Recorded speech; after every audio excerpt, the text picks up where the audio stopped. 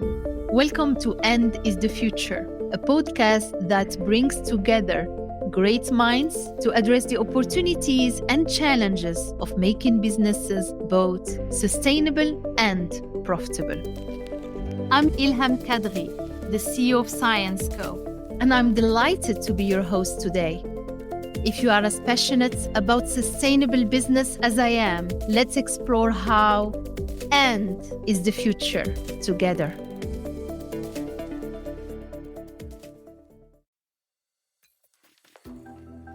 Hello everyone. For some inspiring summer listening, we are resharing some of our favorite episodes on the power of science and chemistry.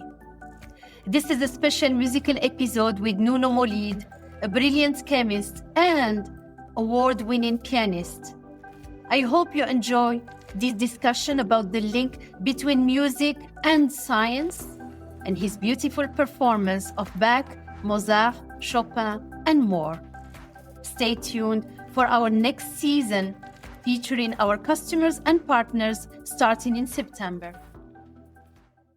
Today, I'm so thrilled to be recording this podcast here in Brussels with Nuno Maulide. Nuno is what we would call a Renaissance man. He's a professor and head of the Institute for Organic Chemistry at the University of Vienna. And he is an award-winning pianist. Nuno studied piano and chemistry in his hometown in Lisbon, and then he went on to earn his PhD at the University of Louvain here in Belgium. He has studied at universities in Louvain-la-Neuve, in Paris, if I remember well, it was Polytechnique, and Stanford University for his postdoc, and started his independent work as a group leader at Germany's Max Planck Institute for Carbon Research. And it's no surprise that he has received numerous prestigious awards in both chemistry and music throughout his career. I can't wait to hear what he has to say about the fundamental connections between science, chemistry, and music. Nuno, thank you so much for being here today. Thank you so much for inviting me. I'm so delighted. I'd like to begin by saying how appropriate it is that we are recording this podcast here at the Maison Ernest Solvay, which in fact was the home of our founder. And as you may know, Nuno, and I think we have the picture of Ernest just behind you, Ernest invited the greatest minds, scientific minds of his time, including Albert Einstein, Marie Curie, one of my role models, to his physics and chemistry conferences here in Brussels. One picture over there, it started in 1911, right?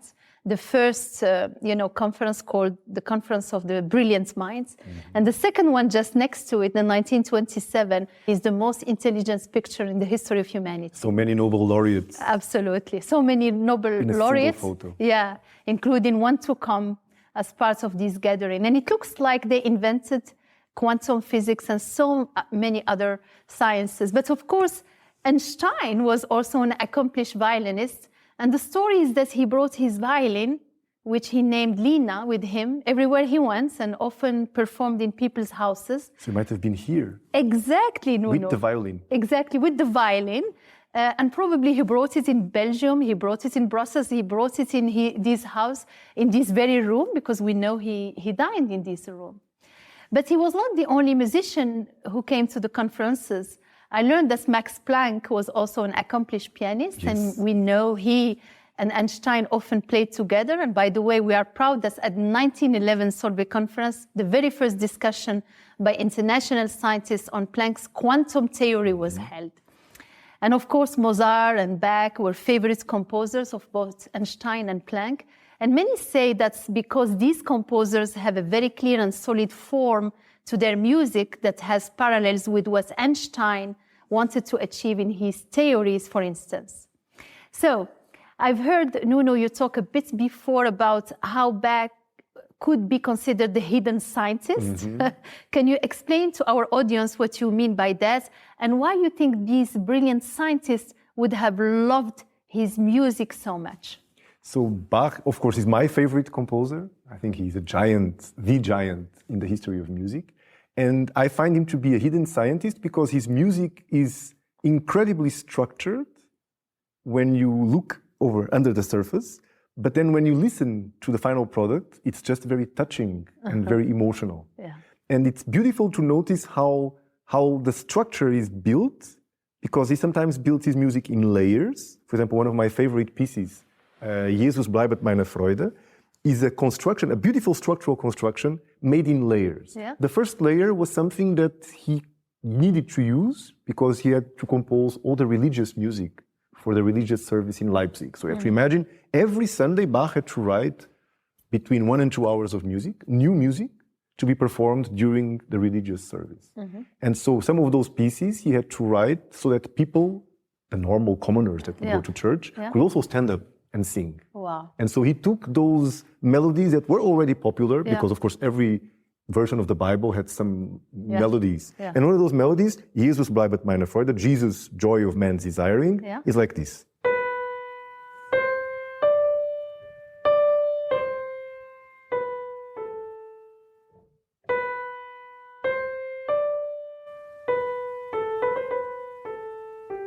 We have to put ourselves in this mindset, 1700 something. Pretty much every second person in Germany could sing this by heart. Jesus bleibt meine Freude. And so he thought, I have to use this so that people can stand up and sing. And he would harmonize it, right? Wow. Quite beautiful.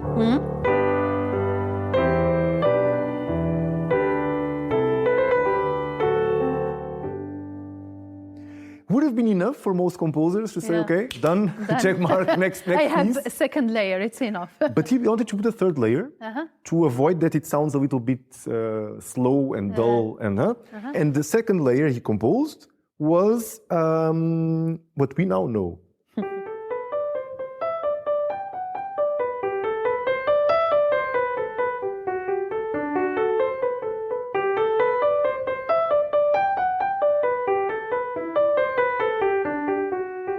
It's beautiful to think that this was just composed as a filling for a very big melody. And now it's the one that we have on our mobile phones. Absolutely. That's what we know. That's what everybody knows, right? And the other one that everybody knew now is almost unknown. And the two of them match beautifully.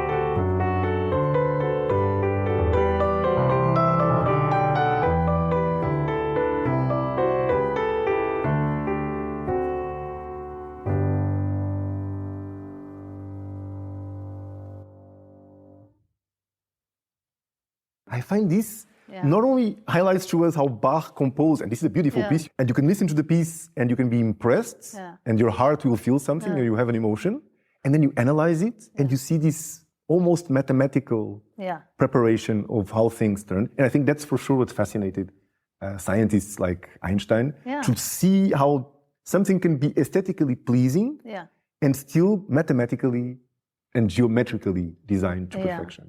So this is where music and science get together, and that's fantastic. And thank you.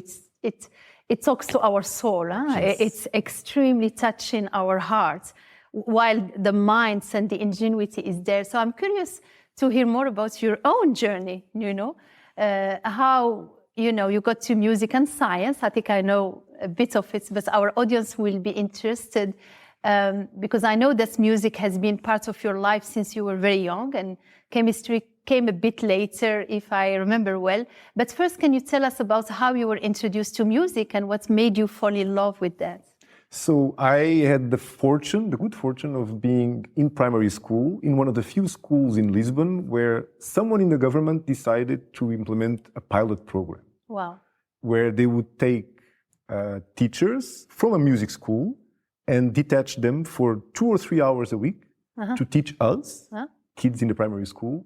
So now tell us, how does someone who has devoted his entire early life to music come to find chemistry? Was it another love of yours, or was it just by default? What made you switch your focus It had been my target. Even though I knew I wanted to study music, I still wanted to at least get admitted to university into something normal. And when I failed the 2 medicines, I was then really a week, because it takes a week until it actually gets published in a place where you can go and see your name and see which degree you entered. I was 1 week wondering, what did I put in place number 3? Because I was not even sure whether it had been chemistry or mathematics or computer science. For the same price, I could today be a computer scientist, maybe. Okay. Successful or unsuccessful. And so we had to go. I said many times to my father, I think it's mathematics, I'm not sure. We had to go to this place where the things are published and then see Nuno Maulide, chemistry. Okay, it was chemistry that you put in 3rd place. And then I went to the university and I said, I want to register for chemistry and I want to immediately cancel my registration, because what I'm going to do is I'm going to study music. Okay. So I went into the University for Music, the concert pianist degree. I did 1 year of that. I realized, oh my God, this is nothing for me. Really? And why is that? Very disappointing. Because there is one thing about having a hobby, which you love, and which you do an hour a day. You wish you could do 2 hours or 3 hours, but you never can, because it's just a hobby. Absolutely.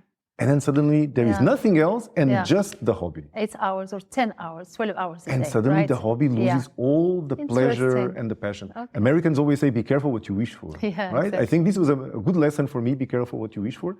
I'm happy I did it, because otherwise I might have lived all my life in regret. That's it. So you tried it. I tried it, I jumped into it. I knew it was not what I wanted. I was bored to tears when I had to spend 10 hours in front of a piano. I was like, no, I cannot do this for 40 years or 50 years in a row. So I decided, okay, I will just be a depressed, normal person. So I say like this, I will just go to university, take whatever degree, get whatever job from 9 to 5, and that will be my life. A beautiful story. We'll come back later to chemistry. For me as well, chemistry came very late. So I'd like to go back, Nuno, to Einstein and Planck for a minute, and now turn to their deep love for Mozart, right?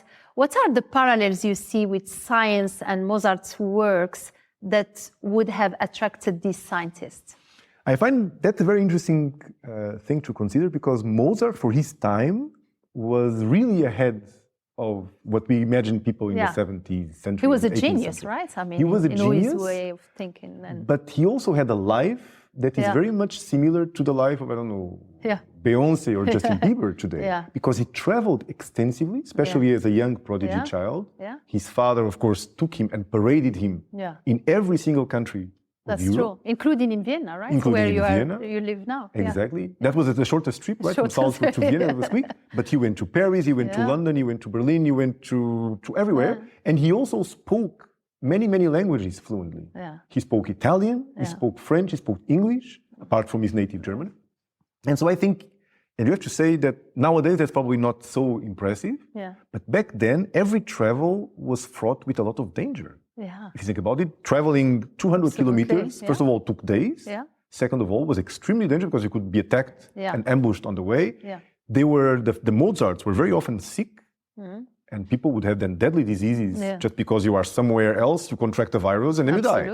Absolutely. And for example, Johann Sebastian Bach returned once from a trip to find out that his wife had died. So with all this danger, I think Mozart's life is really a miracle. With all these dangers of traveling all over Europe, going even across the pond to the UK, speaking all these languages, this was really a unique personality, and I think it made him a very cosmopolitan person. And you can see this in almost all of his music, which very much sounds like sonatas, like operas. Yeah. It's you have very calm moments.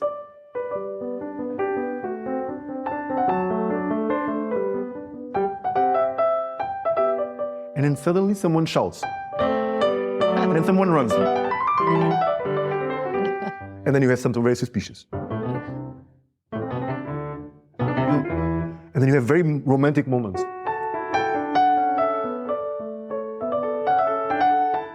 And then someone very nervous. So it's every single piece of Mozart has these constant changes in dramatic nature, in dramatic color, and also constant changes in mood, which I think reflect his absorption of what was the English style of music, what was the German style of music, what was the Italian style of music. And I think he incorporates all that. So he was a global citizen. He was a global citizen in the 18th century. Amazing. Wow. And I guess because Einstein, it's like describing our emotions. We can, as human beings, we can go through from one second to the other, we can jump, we can do all of this in an hour. So fabulous. So after all of this, I think there is no better person than you to ask about the strong connection between science and music and art. How do you see this connection in your own life as both a scientist and a musician? I know you told us, it started with music. I tried it 1 year. I knew that's a hobby, not, a business for me or day-to-day job. And then you moved to chemistry almost by serendipity. But how you can today? You are making concerts. You have to think which area of chemistry did I choose? Yeah, exactly. Right? To be entirely, chemistry, I am biased, of course, but to be entirely honest, is there any area of chemistry which is more aesthetic and more artistic in its presentation of its tools than organic chemistry? Right? We do not communicate with much in terms of words. We write and we draw structures. The way each person draws structure is very personal. Absolutely. You can almost, I could recognize each one of my PhD students if I just see how they write. Wow.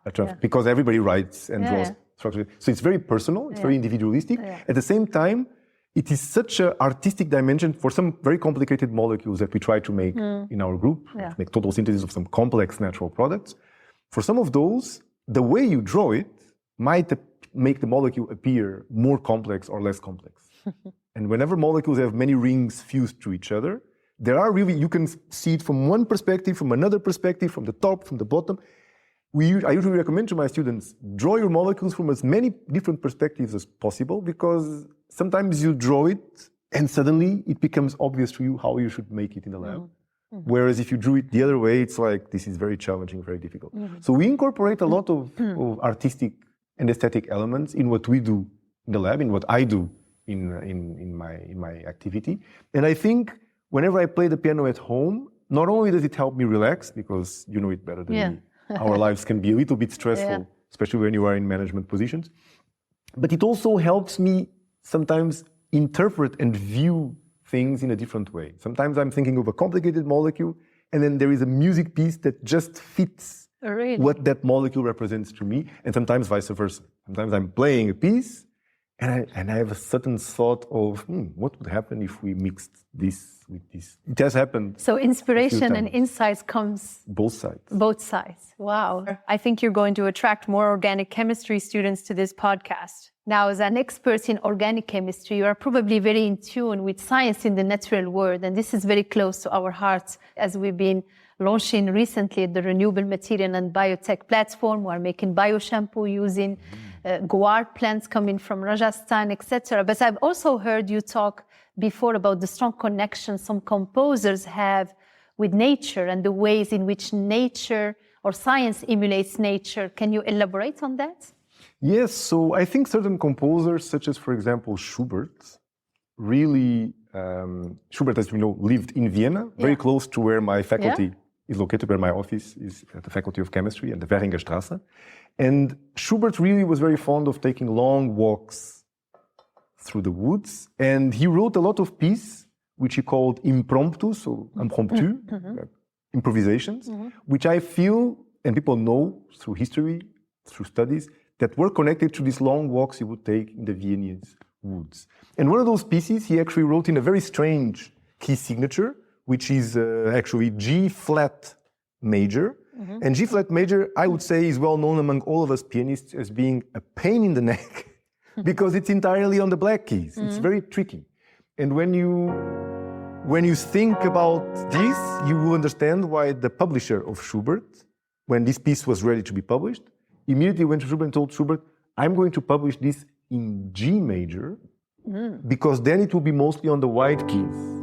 Wow. And we want to sell this. We don't want this to be seen by the people and they say, I'm not going to buy it because there was no way I can play it. It's all in the black keys. Oh, wow.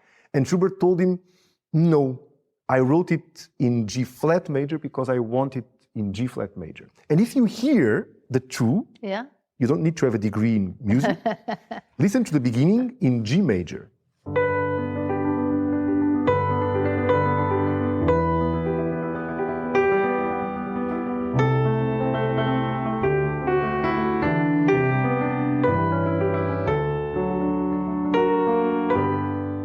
And I'm not going to change anything else. There is no trick here. There is no magic. I'm not David Copperfield. I'm just going to play exactly the same thing in G flat major. Listen to the difference. Wow.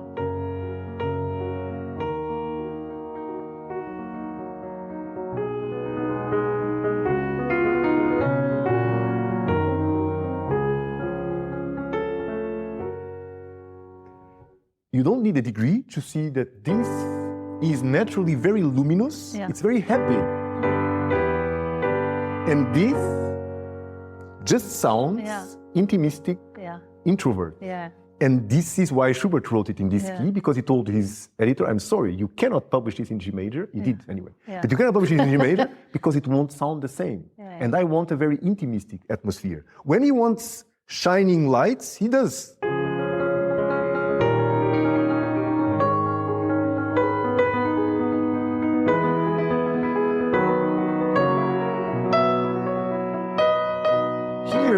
It's a completely different color than we were here.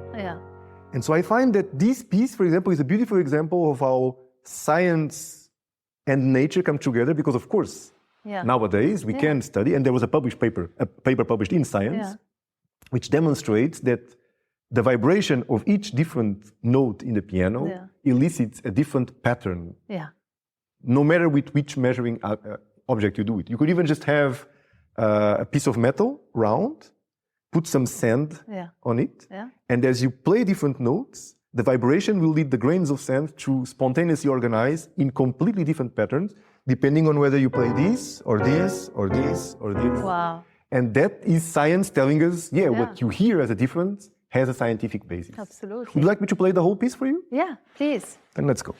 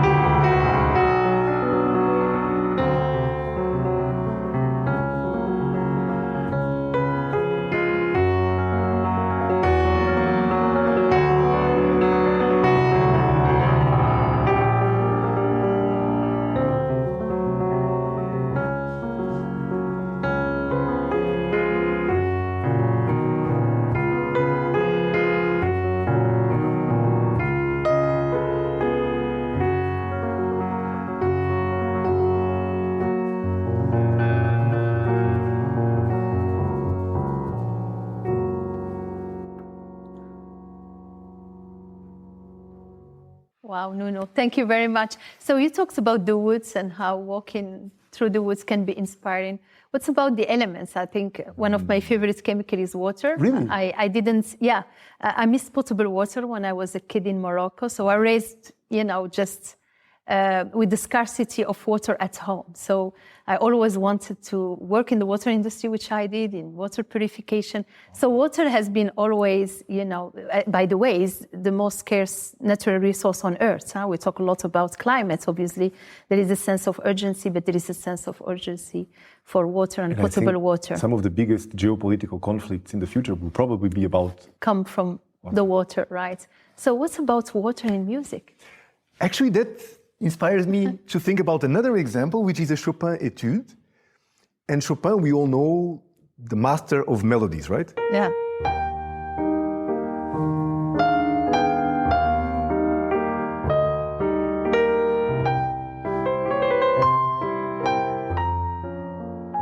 All his pieces have a very clear defined melody and a very clear defining accompanying part. And then this etude he wrote, and the melody is just boring. When you take the melody alone, it's just full of repeated notes. Look at this. 1, 2, 3, 4, 5, 6, 7. Terrible melody. And the accompanying part, which we just heard was something beautiful on that nocturne, like full of emotion. Here it's just... And then you put everything together with a little bit of these pedals here, down here, which help to muddle things a little bit. And it suddenly sounds as if water was coming out of the piano. So I would like to inspire your inner child that had no potable water to listen to this and imagine that this piano suddenly becomes a fountain from which water springs. Let's try. And all of you at home, try the same thing.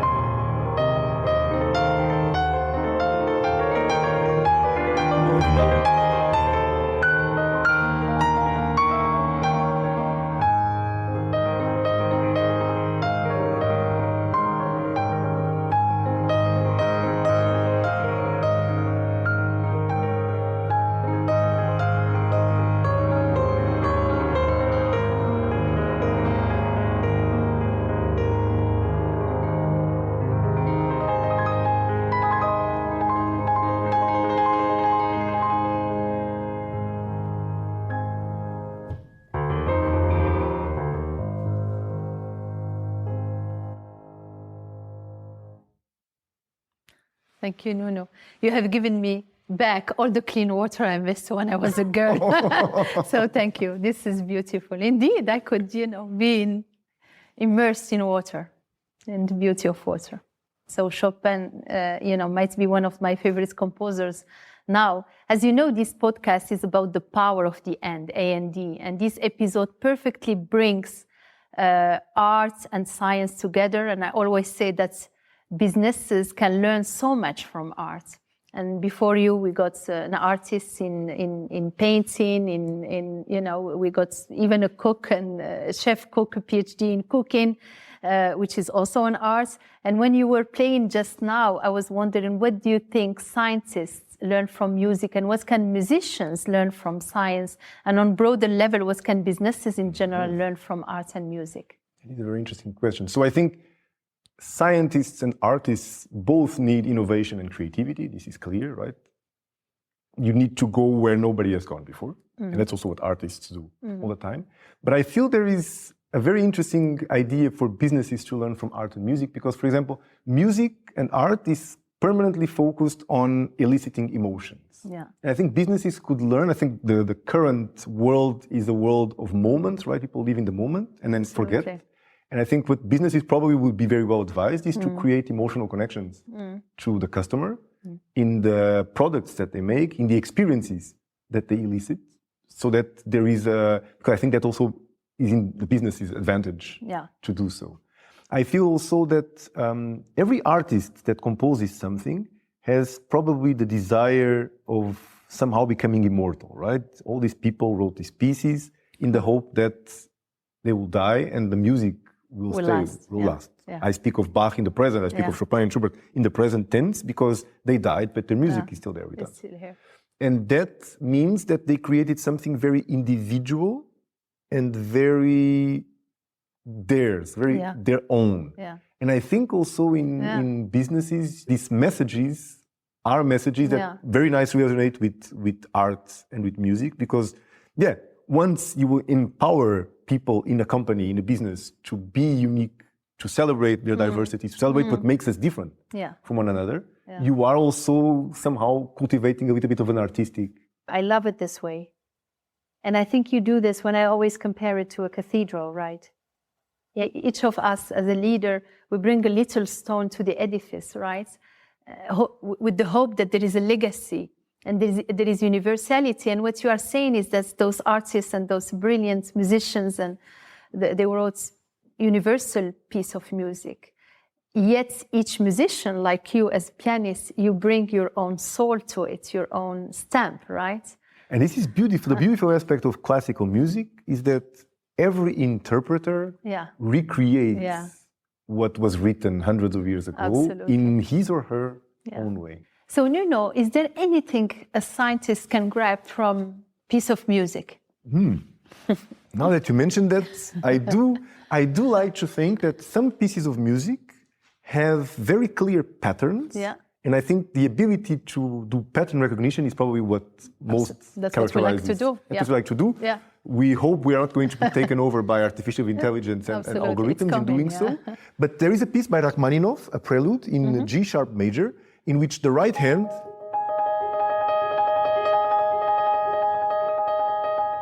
keeps playing this pattern, and this pattern appears over and over and over and gets superposed or underposed by a beautiful, very, very long and almost haunting melody. And I feel there is a lot of pattern recognition that we scientists could take from this prelude. Let me play it for you, and let's see how many patterns you can recognize.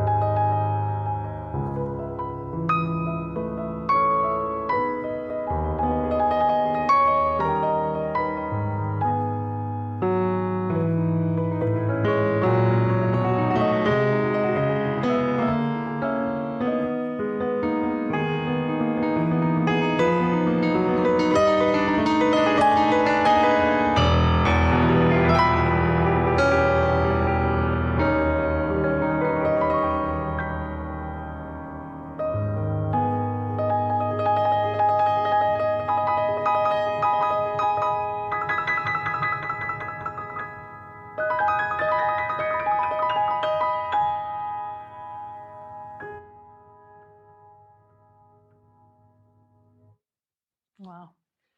So how many patterns? I stop counting after 4, 5, whatever. How many? There are quite a few. Yeah, a lot, yeah. Because I kept looking at your right hand, you know, where it goes, and the left, I'm not a musician, and changing all the time. And then the left had this beautiful melody that was changing all the time. It was almost like floating. Yes. It's beautiful.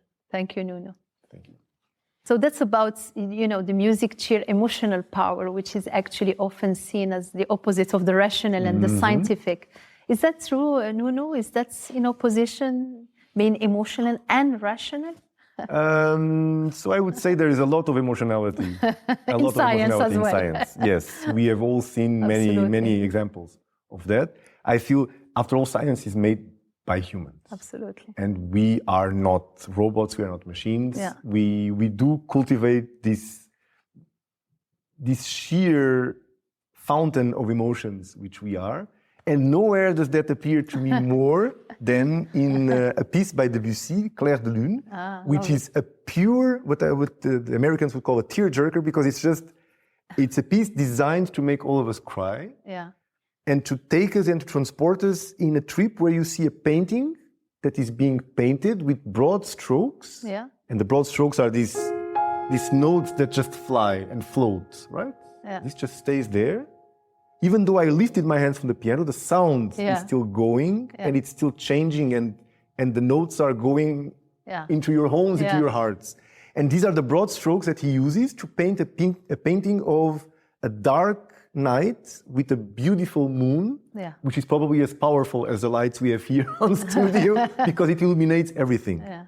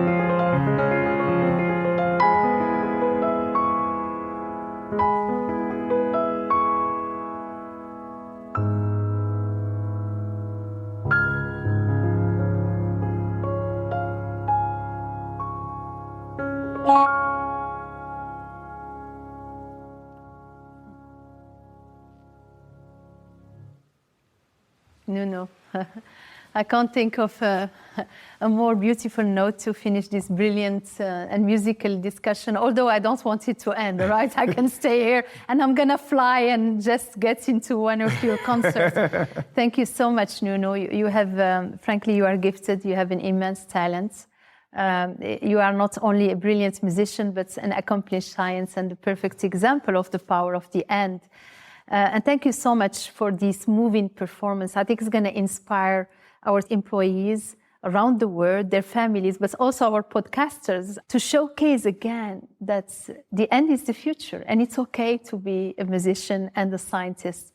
And the bonds, the human bonds, can be an organic chemistry, but can also come from beautiful music. Thank you for your insight, for sharing your talents with us. And yeah, again, this home is shining today. I think the soul of our founder and his wife, Adele, are probably somewhere there saying you did a good job in bringing this talented musician in our house. Thank you, Nuno. Thank you very much. Thank you. Thank you so much for joining us today. For more information or to listen to other episodes, visit our website. And if you like these podcasts, don't forget to subscribe. Until next time, be safe.